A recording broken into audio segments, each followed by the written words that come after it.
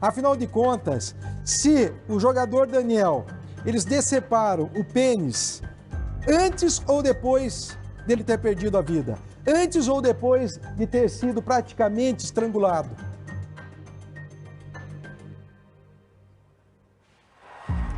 Paulo Gomes, tudo isso foi explorado e explorado a exaustão no show que se transformou esse tribunal do júri agora no período da tarde. E por que eu falo show? Porque ali na hora do almoço, por volta da 1h da tarde, se encerraram aquele período ali de interrogatório dos réus. E a partir de então, o juiz do caso abriu 2h30 para um lado e 2h30 para o outro lado, fazer aquelas argumentações para convencimento dos jurados.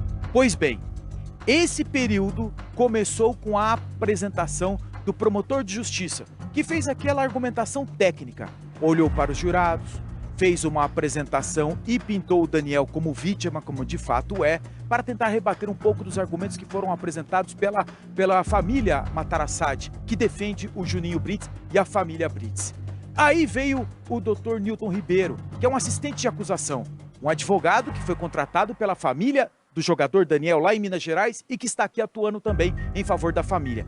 E aí, Paulo Gomes, veio uma surpresa, e eu digo surpresa porque pegou todos ali de relance. O advogado Nilton Ribeiro começou a fazer a apresentação e de repente ele deu um sinal por um assistente dele e o assistente desligou a luz do plenário do júri. Nesse momento, uma luz foi acesa para o telão, que está à disposição ali dos dois lados, a defesa e a acusação, e nesse telão, do nada, apareceram ali as fotos do jogador Daniel já morto.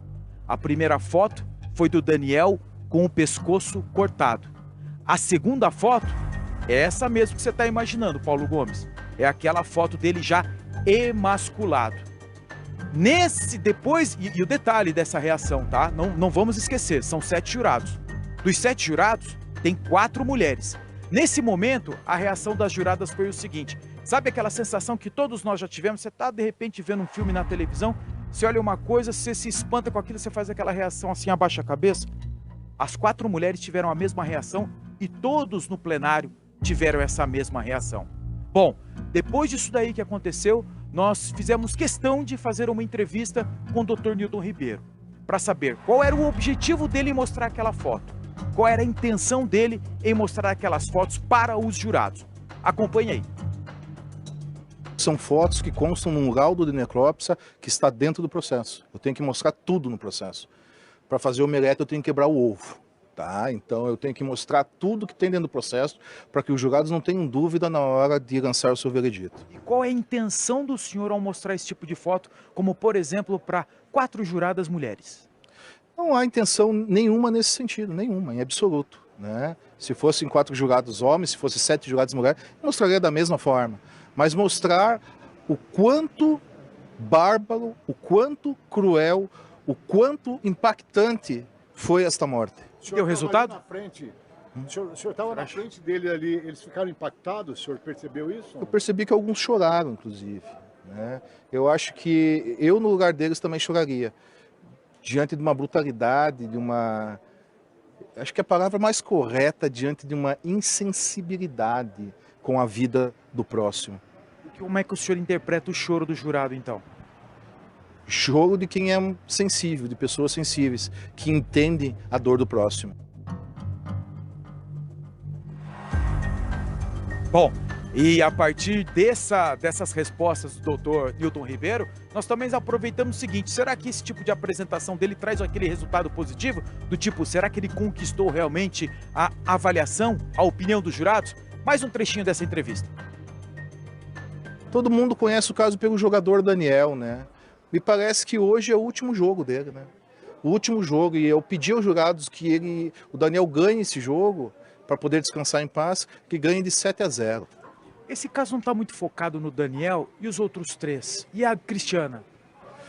O Daniel é a vítima, né? Aí tem Edson, Cristiana, né? São 7 acusados e eu pedi que os jurados condenem todos. Vamos ver, né, o que os jurados vão entender disso. O Dr. João Milton veio antes de mim na Fara e foi mais técnico, né? Eu fui mais para mostrar realmente a vida do Daniel. O que eu acho importante nesses crimes, né, principalmente um crime tão horrendo como esse, mostrar um pouquinho da vida desse jogador que foi tão linchado moralmente pela defesa. Ô Paulo Gomes, depois que nós fizemos essa entrevista aí com o Dr. Nilton Ribeiro, eu também aproveitei para tentar falar com o advogado do outro lado, né? O advogado do Juninho Riqueza, Dr. Elias Matarassade. Ele falou assim: não precisa dar entrevista não, isso daí faz parte do júri, isso faz parte do jogo dele. É que na verdade, aí depois do Dr. Nilton Ribeiro, veio a parte também, aquelas 2h30, para os advogados de defesa de todos os réus. E são 7 réus e esses 7 advogados dividiram o tempo entre eles. Ficou por volta de 23 minutos cada uma. É o que está acontecendo aqui na sala do júri, por exemplo. E aí veio a vez do Dr. Elias Matarassade. E aí é o seguinte, Paulo Gomes, aí ficou aquele júri que a gente gosta e que a gente gostaria de mostrar para o telespectador do Cidade Alerta, já que a gente não tem permissão de entrar com as câmeras por lá. Aí o Dr. Elias Matarassade, ele preparou aqueles vídeos que me lembra muito aquele programa líder de audiência das 6 horas da tarde que passa na RIC TV Record, sabe? Aquele tal de Cidade Alerta. Ele fez aquele vídeo, parecia um documentário, um domingo espetacular. Ele pegou vários trechos assim de depoimentos dos réus, de testemunhas e começou a apresentar como se fosse um documentário. Levou ali uns 6 minutos de documentário, com trilha sonora, falas muito fortes. Parecia um programa de televisão que os jurados estavam assistindo aqui no Tribunal de Júris. É aquilo, é o circo, é o espetáculo, é o show do Tribunal do Júri.